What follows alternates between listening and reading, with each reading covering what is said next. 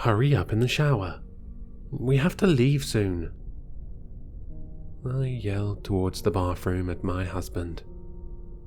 Every year, at some point in the days leading up to Christmas, our families get together. We were already making bad timing when he realized he needed a shower. I had misplaced my earrings, paranoid about making us even later. As I walked past the bathroom, I noticed the door wide open. My husband stood there, still naked from having recently departed the shower. He had draped a pastel orange towel over his head, one that I didn't even know we owned.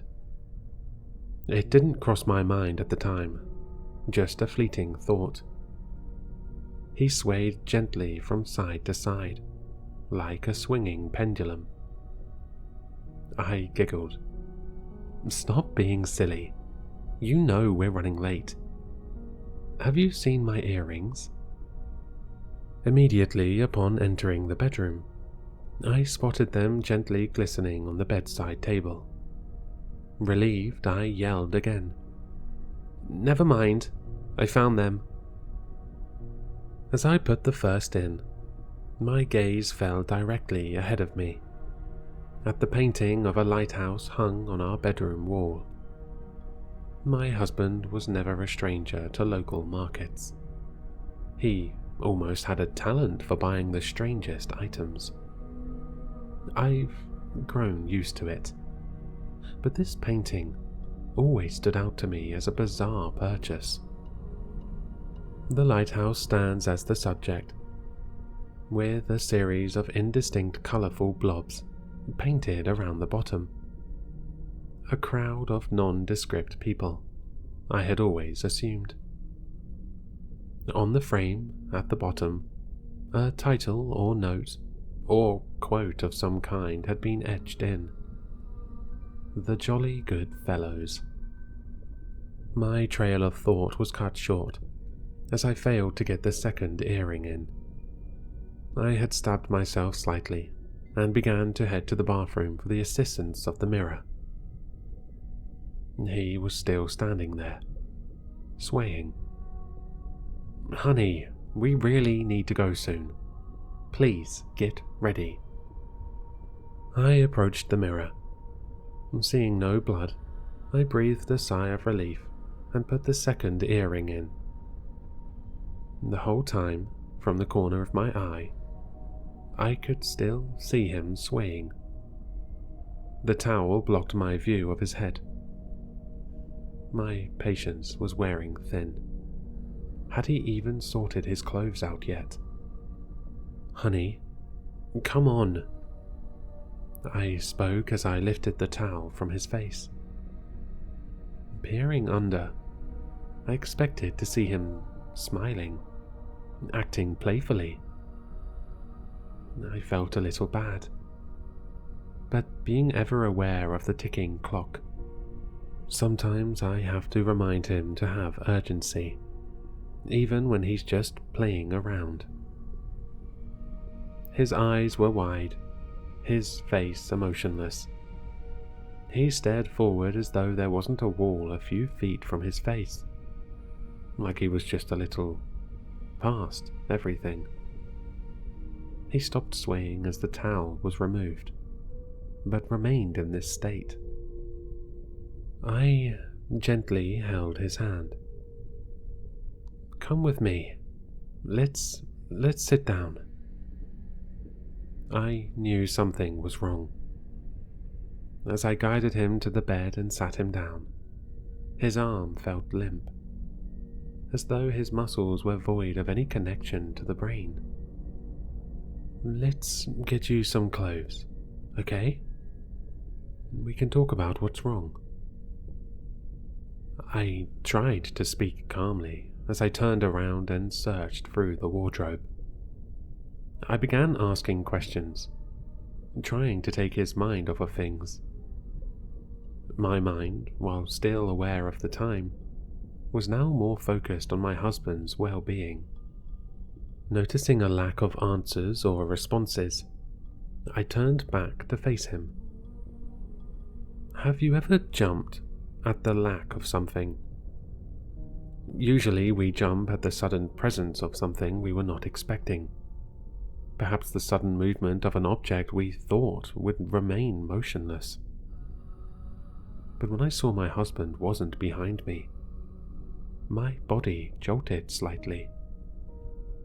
I hadn't heard him move, or felt him walk past me. I expected him to still be on the bed.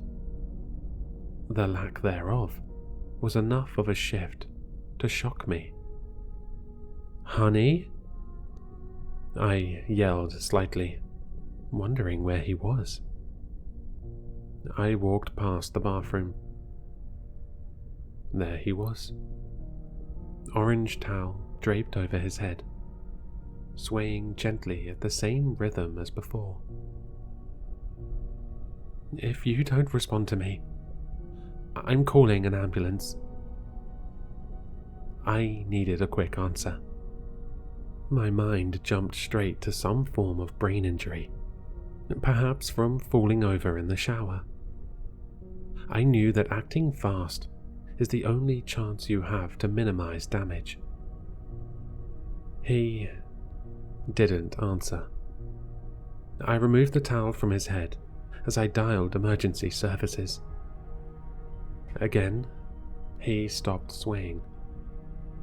As I explained everything to them, I watched as he knelt down, picked the towel back up, and draped it over his head. The swaying continued thereafter. Paramedics arrived shortly. He put up no fight and allowed them to escort him to the ambulance in a wheelchair. I kept asking questions about whether he'd be okay. They had to keep assuring me that whilst the hospital would do everything they could, they had no information to go off of. My racing mind looked past this and continued to ask similar questions regardless. He kept trying to stand up whilst en route to the hospital, yet would be compliant when gently pushed back down. As long as someone was guiding him, he would follow. When this stopped, he would try to move. The same had happened back home.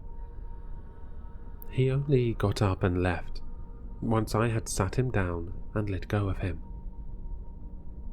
Through the sound of the sirens wailing overhead, the bumps of the ambulance's journey, and trying to hold back my tears, I could hear a familiar tune. My husband, showing almost no other signs of activity, was gently humming. I leaned in to get a better listen. It was a very low tone, and each note seemed to begin as a hum, yet end as more of a raspy breath. Each one seemed to continue for slightly longer than they were supposed to, but I recognized this tune. He was humming, "For he's a jolly good fellow." Arriving at the hospital felt like a blur. Everyone knew exactly where they were going. I was following along, completely lost in the maze of signs and painted lines intended to guide. We had left the ambulance and arrived at his assigned bed before I could even process what was happening. As soon as he was laid down, the confusing blur continued. "Ma'am, could we borrow you in the next room? We just need you to fill out some paperwork." "Not until I know if my husband is okay," I snapped. "We understand, but the best chance at survival is if we understand everything.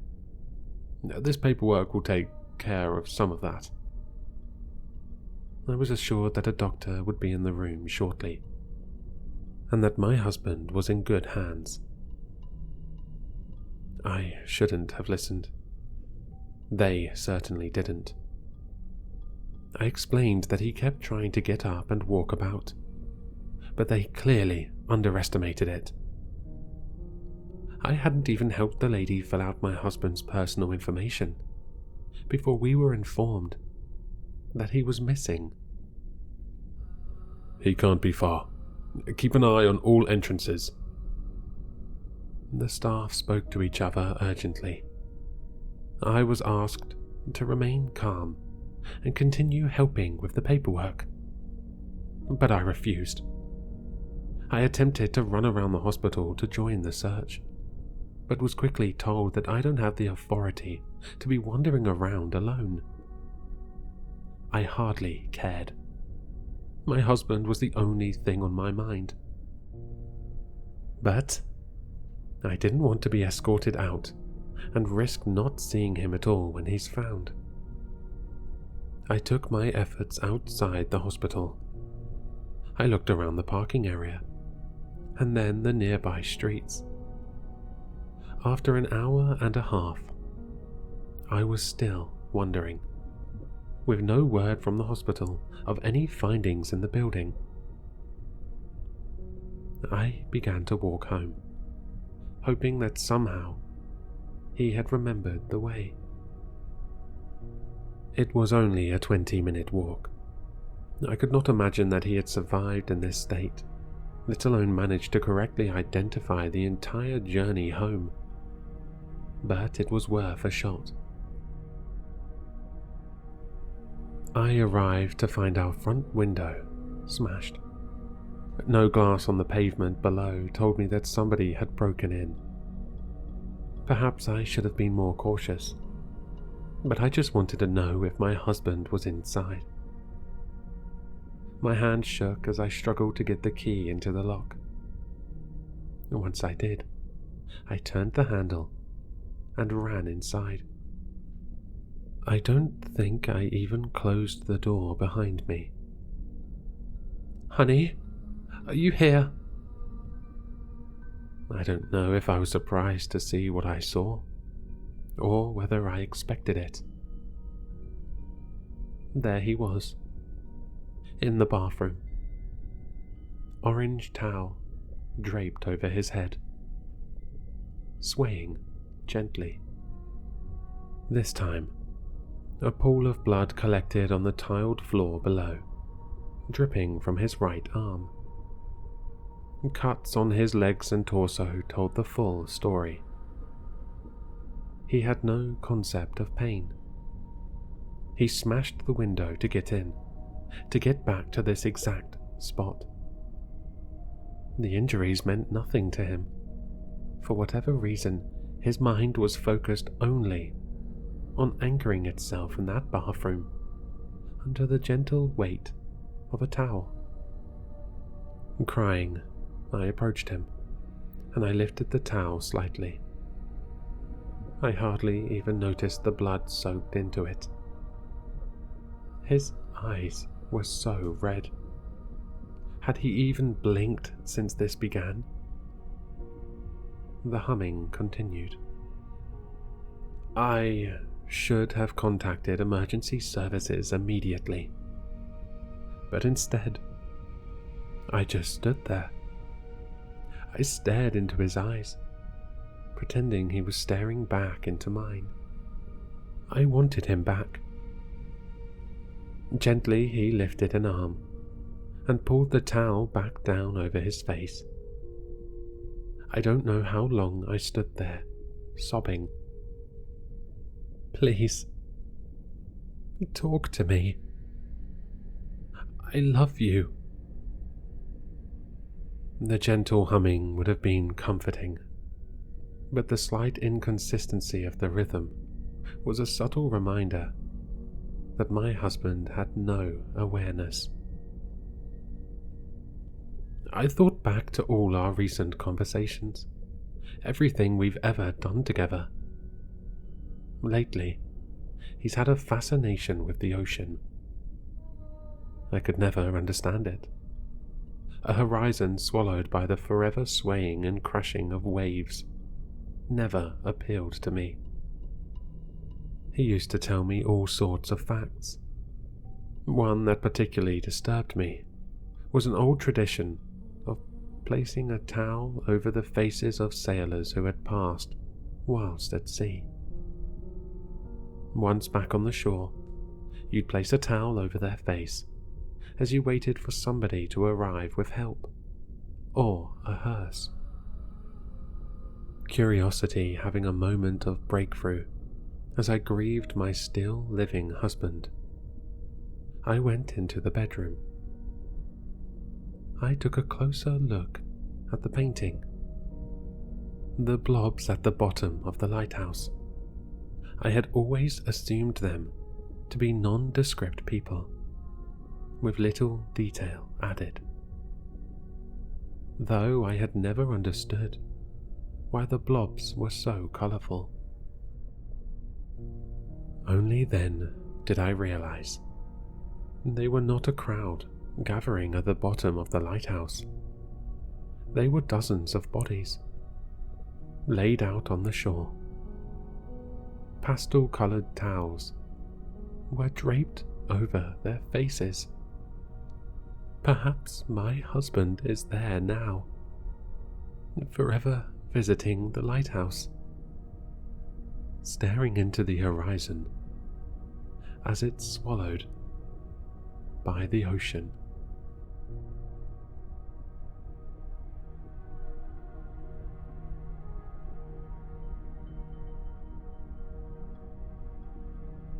Hello, Sinister listeners.